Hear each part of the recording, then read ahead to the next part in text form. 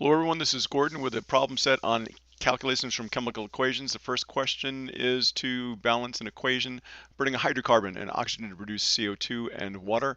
First we're going to balance the carbons. We have 7 carbons on one side and 1 on the other, so a coefficient of 7 goes in front of the CO2. Second, we are going to balance the hydrogen. We have 6 on the left hand side, only 2 on the right hand side. 2 into 6 is 3, so we'll multiply the water by 3, give it a coefficient of 3. And then finally, we'll balance the oxygen. We have 2 bound up in the hydrocarbon and 2 in the oxygen, 14 in CO2, 3 in water, gives us a total of 17 oxygens on the right-hand side. We need 17 on the left-hand side. 2 are already wrapped up in the hydrocarbon, so we'll need to get 15 out of the O2. We'll multiply that by 7.5, and then we'll have 7 CO2s and 3 waters on the other side. We'll multiply both sides of the equation by 2 to remove the fraction in front of the O2 with the final equation as seen here. That's the answer. Second problem, sodium hydroxide is prepared by reacting Na2CO3 with slaked lime. Calcium hydroxide, how many grams of NaOH can be obtained from 1 kilogram of Na2CO3 with this method? First, write out the equation, Na2CO3 plus CaH2O or HO2 gives NaOH and CaCO3. We've got 2 sodiums on one side and just 1 on the right hand side, so we'll multiply that by a coefficient of 2. And we have 1 carbon on one side, 1 carbon on the right hand side and left hand side. Same thing with calciums, left hand side, right hand side. 1 oxygens, 5 on one side and 5 on the right hand side, so this is balanced. NaCO3 has a mass of 106 grams per mole. Sodium hydroxide is 40 grams per mole. The right hand side says we have 2 of those.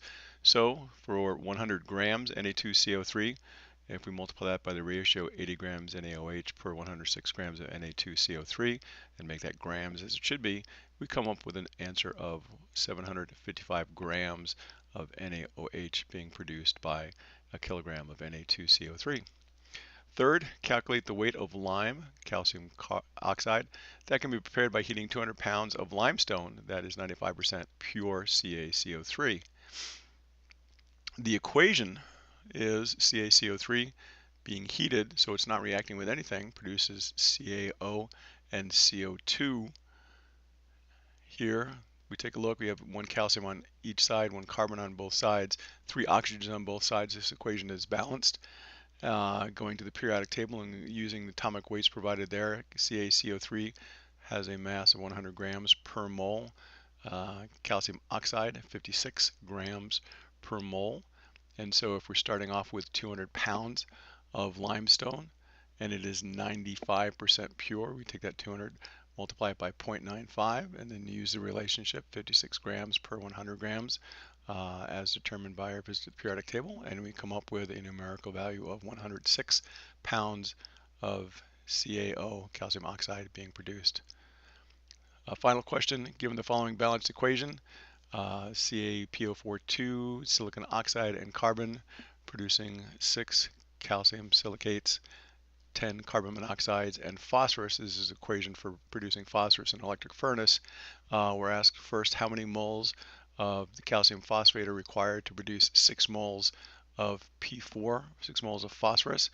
The equation states 2 moles of the calcium compound produces 1 mole of phosphorus, and so using that relationship we come up with 12 moles required of Ca3PO4.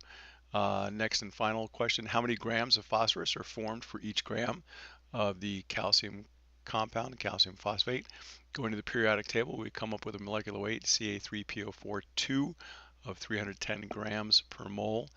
And again, consulting the periodic table, P4 has a mass of 124 grams per mole. And using that relationship, 1 gram of Ca3PO42 multiplied by 124 grams phosphorus over 620 grams CaPO42, we come up with a numerical value of 0.20 grams of P4 being produced for every gram of Ca3PO42. And that's the problem set. Thanks for watching.